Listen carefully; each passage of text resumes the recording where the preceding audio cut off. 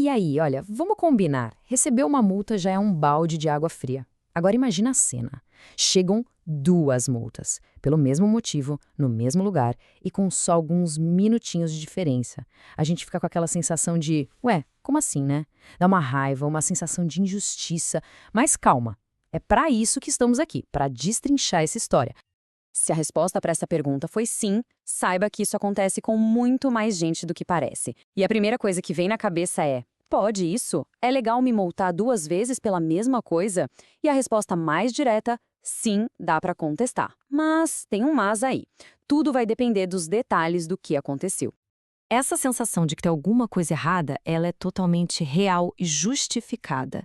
Mas a boa notícia é que não precisa só aceitar e pagar. Existe sim um caminho para se defender.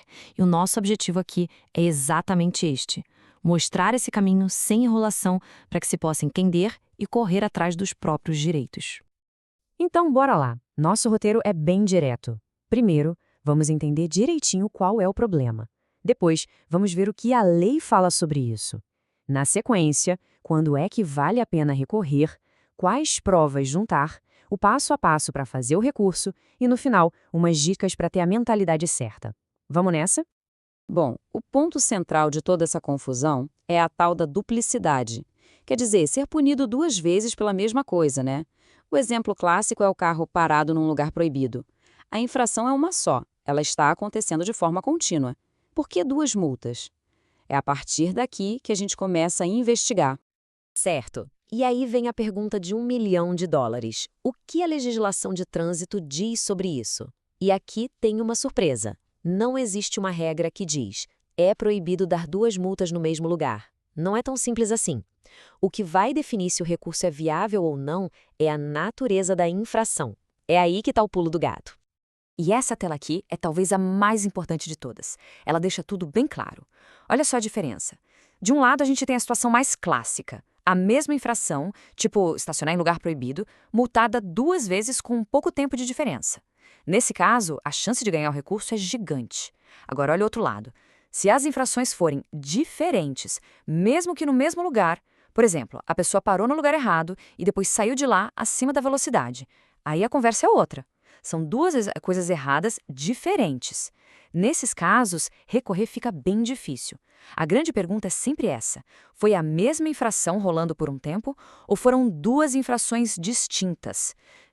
Beleza, então entendemos a grande diferença. Agora vamos para a parte prática. Quando é que o recurso tem mais chance de dar certo?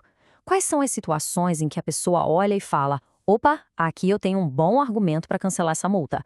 Vamos ver esses cenários. Basicamente, existem 4 cartas na manga.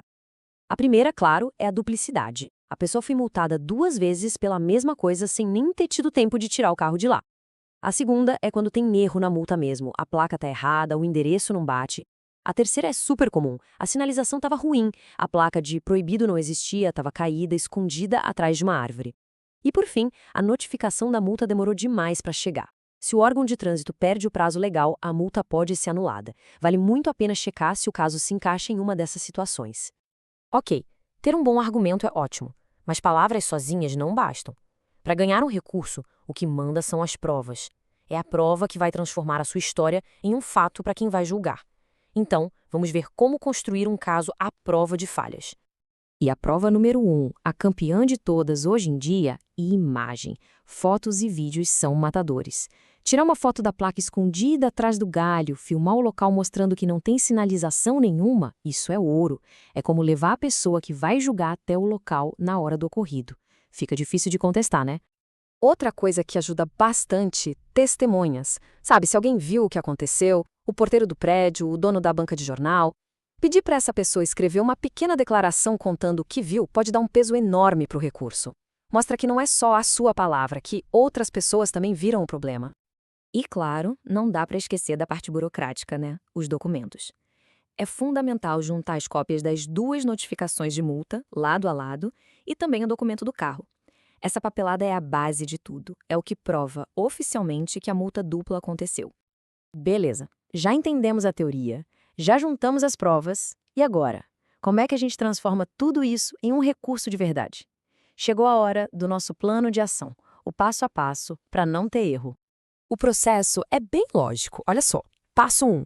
Pegue as notificações e vire um detetive. Olhe cada detalhe. Passo 2. Junte todo aquele seu arsenal de provas. Fotos, documentos, tudo. Passo 3. É hora de escrever. Faça um texto claro, objetivo, explicando por que a multa está errada. Passo 4. Importantíssimo. Entregue o recurso no lugar certo e dentro do prazo. E pegue o comprovante. E o último passo é ter paciência e acompanhar o andamento do processo.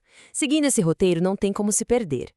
Mas, sabe, não é só sobre seguir um passo a passo. A atitude, a forma como se encara o processo, conta muito.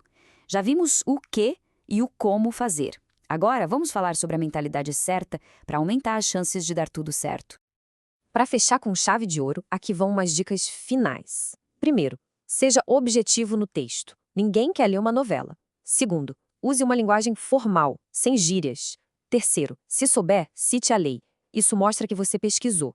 E a dica mais importante de todas: não desista.